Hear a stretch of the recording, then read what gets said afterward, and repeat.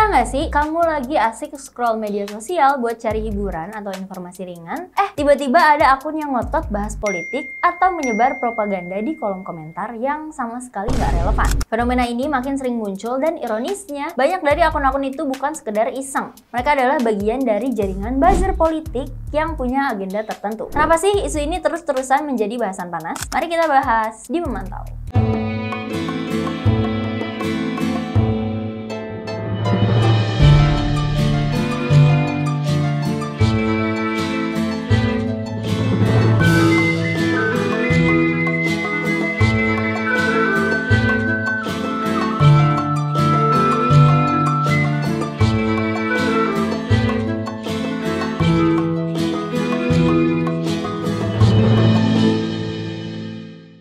Buzzer politik adalah akun atau individu yang sengaja digunakan untuk menyebarkan pandangan terkait pemilu, partai politik, kebijakan pemerintah, atau bahkan agenda perusahaan yang mempengaruhi masyarakat luas. Di Indonesia, istilah buzzer politik sebenarnya udah nggak asing lagi. Apalagi mengingat betapa seringnya akun-akun seperti ini muncul untuk membela pihak tertentu atau menyebarkan narasi yang terkesan dipaksakan. Anehnya, mereka kerap kali membajak ruang diskusi publik yang nggak ada hubungannya sama sekali dengan isu yang mereka bawa. Akibatnya, diskusi jadi nggak sehat dan kritik yang konstruktif pun sering kali tenggelam dalam narasi yang digiring. Faktanya, beberapa pakar menilai bahwa salah satu strategi Presiden ke-7 Indonesia, yaitu Joko Widodo, adalah memanfaatkan buzzer di media sosial untuk membangun persepsi publik terhadap pemerintah. Katanya sih tujuannya untuk membangun persepsi publik. Kok malah banyak yang bilang kalau itu sebenarnya untuk meredam kritik ya?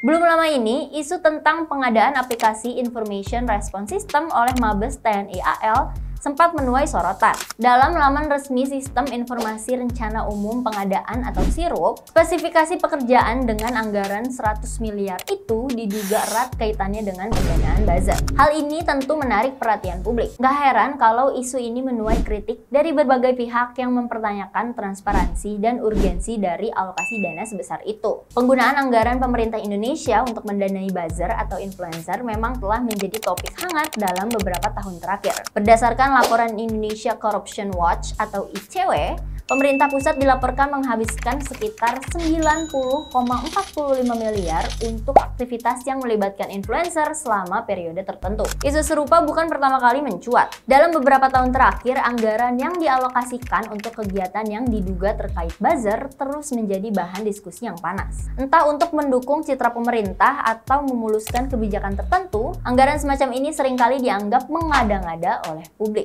Bahkan, banyak pihak menilai alokasi semacam ini sebagai pemborosan, terutama jika kementerian terkait sudah memiliki tim komunikasi yang seharusnya mampu menangani tugas tersebut. Yang lebih menarik lagi, di Indonesia, artis atau influencer yang masuk ke ranah pemerintahan semakin menjadi sorotan. Mereka bukan hanya menjadi pejabat publik, tapi seringkali juga dianggap sebagai bagian dari strategi komunikasi untuk pemerintah. Misalnya, pengangkatan figur publik dengan jumlah pengikut besar di sosial media bisa jadi bertujuan untuk memperkuat narasi tertentu. Di era kepemimpinan Presiden Prabowo Subianto, isu semacam ini kembali menjadi pembahasan hangat.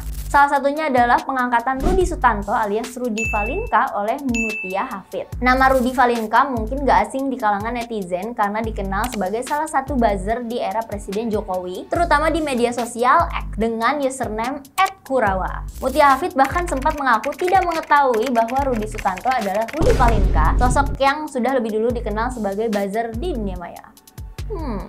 Fenomena buzzer ini sebenarnya menggambarkan betapa kuatnya pengaruh media sosial dalam pembentukan opini publik. Dengan berbagai strategi komunikasi, pemerintah, partai politik, bahkan perusahaan bisa memanfaatkan buzzer untuk menggiring opini. Namun, efek sampingnya juga tidak bisa diabaikan. Ketika kritik-kritik konstruktif dianggap sebagai ancaman dan dilawan dengan narasi dari para buzzer, ruang demokrasi bisa terancam menyempit. Kasus ini menyoroti pentingnya akuntabilitas dan keterbukaan dalam pengelolaan dana negara, terutama untuk kegiatan komunikasi pemerintah yang melibatkan pihak eksternal seperti buzzer atau influencer. Gak salah kalau banyak orang mulai mempertanyakan, apakah kita benar-benar sedang membangun demokrasi yang sehat atau malah tenggelam dalam strategi komunikasi yang hanya menguntungkan segelintir pihak. Di sisi lain, artis dan influencer yang masuk ke lingkaran pemerintahan juga menambah kompleksitas dinamika ini. Apakah mereka benar-benar punya kompetensi atau sekedar menjadi wajah populer untuk memenangkan hati masyarakat? Kalau anggaran untuk buzzer terus dipertanyakan, wajar saja publik makin kritis. Apalagi kalau ternyata ada dana yang justru lebih mendesak untuk dialokasikan seperti kesehatan, pendidikan, atau infrastruktur.